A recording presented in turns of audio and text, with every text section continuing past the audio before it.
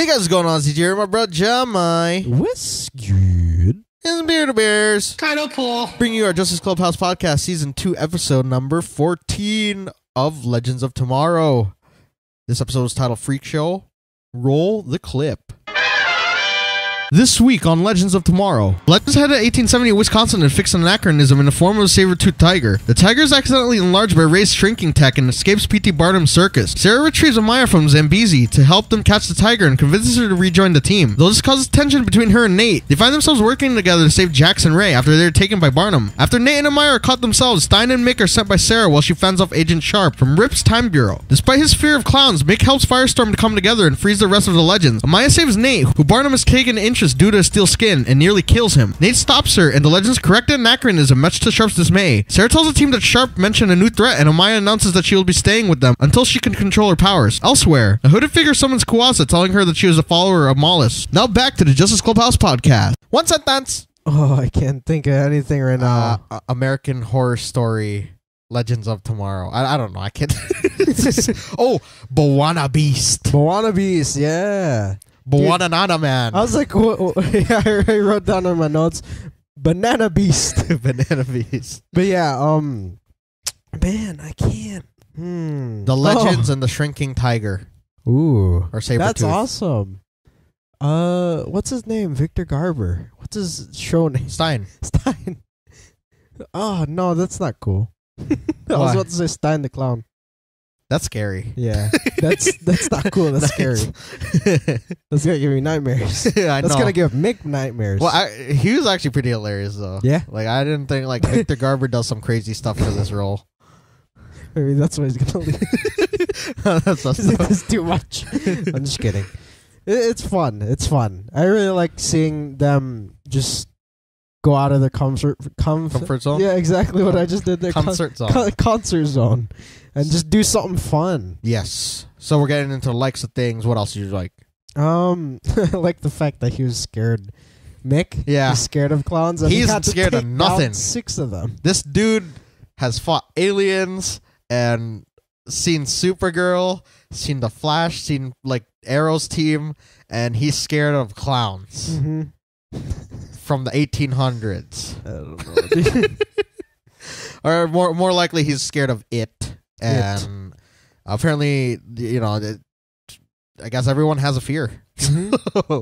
Yeah, I enjoyed his banter with Stein and his scenes, and I enjoyed Ray, Jax, and Nate. Like they have like a cool bromance. Like it's like they're triplets.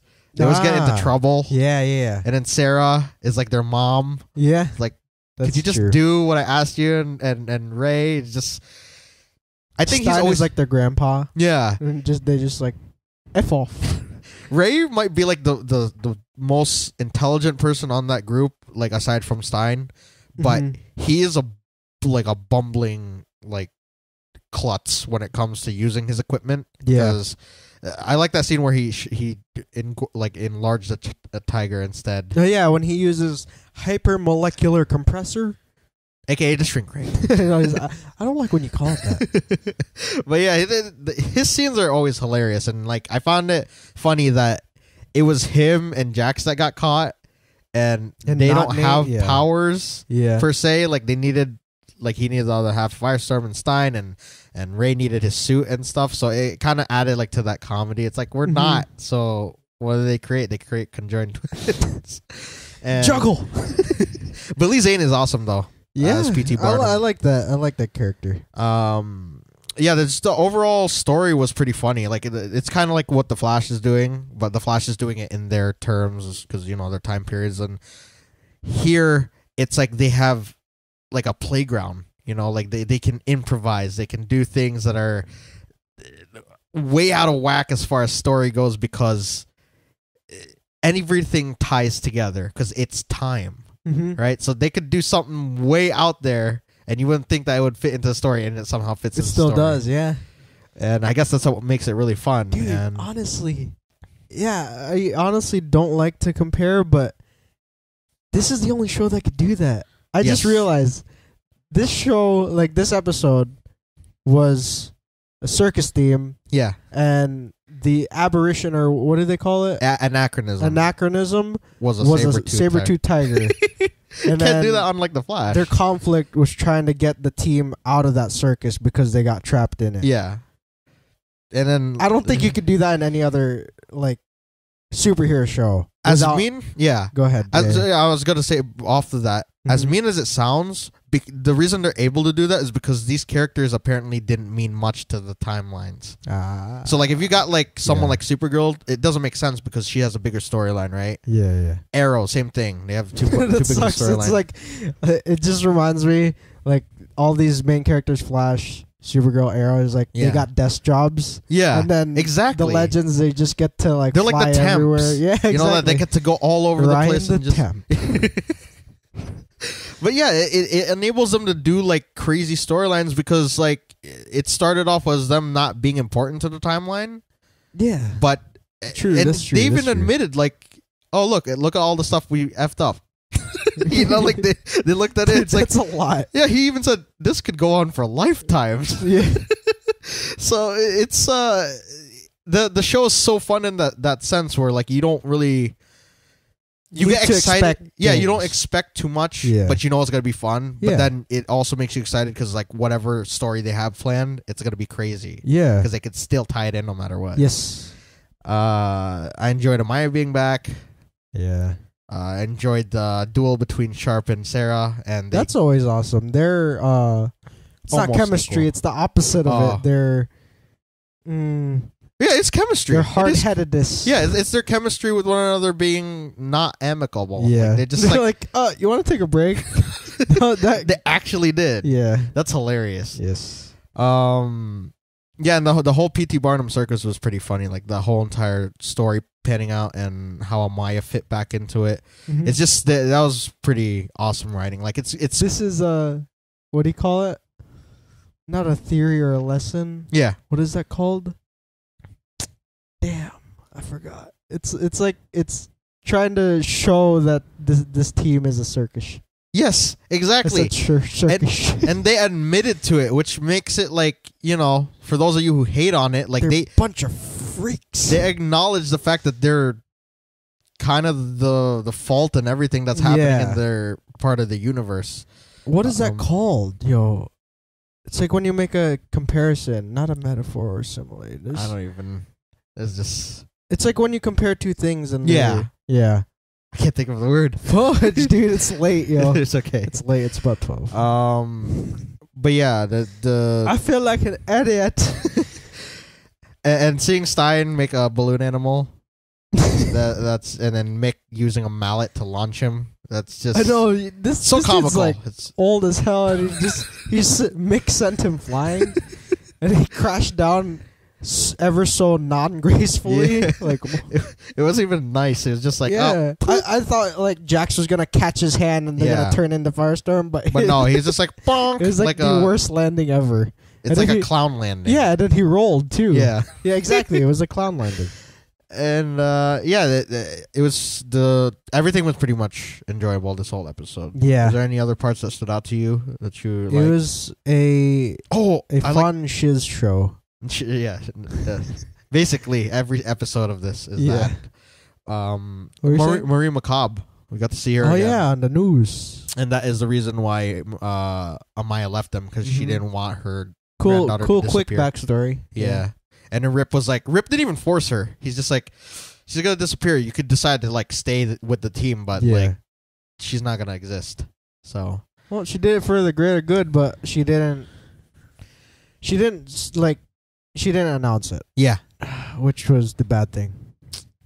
Oh well. Came out a little too late, but like everyone's it's still tied in with the story. Yeah. Perfectly. Team's back together though, so that's awesome. And then we ended up with Kuasa being summoned again. And she's from Vixen. Daughter? I know she's from the same place. Tribe? Yeah, but I see that she was created on the water. Yeah. What is that? From a follower of Malice. That's Malice. the person that or maybe Malice is like a thing. Yeah, probably. We don't know. Maybe it's an entity. Maybe it's an amalgamation. Yeah. Because I tried searching. There's nothing except for one thing. And we'll go into theories later, but where we at? Remind me, we have to talk about that. Yeah. Anything else? Did you like? Is there anything? I don't think we ever dislike anything on the show. It's just crazy fun to watch. It's just fun. I like the little like nods and mentions. There was apparently an anachronism in 1912 during the Titanic. Yeah, and I just love how Stein called himself out. Yes, because that's what you said. He was an actor, right? Yeah, he played the man who created the Titanic. Yeah, and he's like, whoever created the Titanic, shot. Yeah, he should get shot. And also, I guess we're going into Easter eggs now. Billy Zane was also in the Titanic film. Oh yeah, with him. Yeah, nice. Shrink Ray. Marty McFly references. They still call Stein that. I like that. That's cool. They mention it, or like Mick described it basically, or there's a clown character Pennywise? in DC Comics named Clown. Clown, yeah. Who is a villain of the Flash. There's quite a few clowns. Yes, that's the main one. Yes. God of Fire was mentioned. Mm-hmm. Incredible Shrinking Man, which is another name for the Atom. Oh. I think I read that in, what do you call it? And it was like a whole circus thing. I think that's what this was. Okay. Yeah. Yeah, it makes sense. Duh. Sorry. Yin and Yang, which were Ray and Jax were the conjoined twins. Yeah. His two fathers, one mother. I'm not going to judge. They're called the Hardy Boys by Sarah. Oh. Nice. That man, I don't know if I think that was more of a nod to him, but that was Boana Beast. He looked exactly like Boana Beast. Yeah, I think that is because you showed me the photo, dude. I matched it. That's perfect. But I'm saying like comparison. It's kind of sad that he was more of a nod than like an actual character because he's pretty awesome. Maybe he's gonna, they're gonna come back. They always do that. They come back around to certain timelines. Maybe what's his name? Maybe P.T. Barnum. Like find something because he looks like he's a time traveler. Yeah, in some sense, or he knows somebody, and maybe I don't know. He tries to conduct experiments on people, and then he does that to Boana Man. Or maybe he finds someone that has powers because he's just circus. Because Boana Man can create chimeras, and I think that's a cool nod because that's what he did with Ray and Jax. He combined two different species, sort of. That's what Boana Man can do, other than have animal empathy and super strength and all the standard stuff when it comes to muscle men. Let's see. Jeremy thought, you saw the Dragon Ball.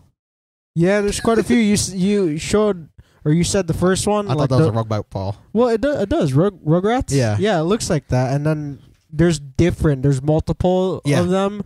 So I was like, oh, Dragon Ball Z. Maybe, because there seem to be like Easter egg fanatics. Just putting in random stuff and making it work. What's his name? P.T. Barnum also mentioned the Man of Steel. Oh, yeah. As Nate. Yeah. But we all know who the real Man of Steel is. Yeah. Any other Easter eggs? No, just real quick, the Barnum thing. Yeah. There is a comic on DC, and it's Vertigo. It's under Vertigo, and it's mature, of course. So it's a little bit more on the deep end. Very cool. Yeah. Any other one? I think that's it. Right. So we're gonna go into previews and theories. Next week, it looks like. Oh, sorry, Time Boogie Man. They said something like that. So is there something? Oh, the Time Trapper. Who said that? Adam, right? Okay, they're joking about it? Yeah, when they're joking, they're like, we're going to face imminent threat.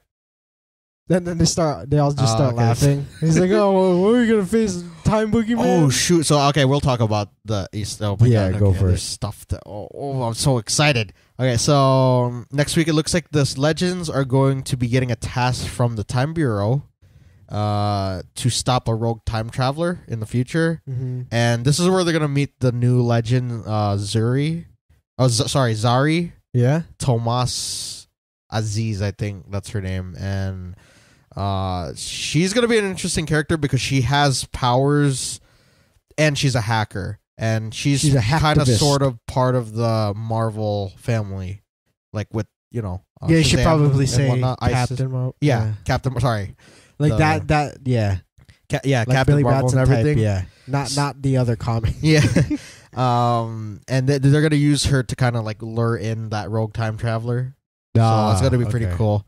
And Stein is gonna try to fix Amaya's condition because she explained to the team at the end of this episode that she couldn't control the animal like souls inside her. Like they compel her to like kill, basically.